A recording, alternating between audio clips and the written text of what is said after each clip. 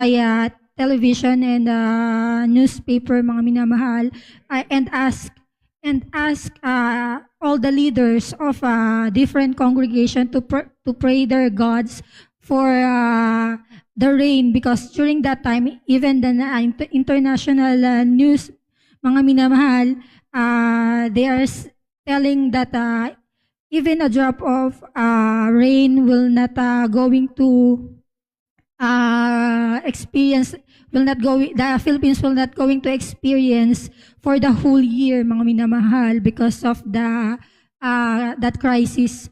And during that time also, when our beloved pastor called for the other religions, nobody accepted it. Nobody came at Luneta Park. But then, our beloved family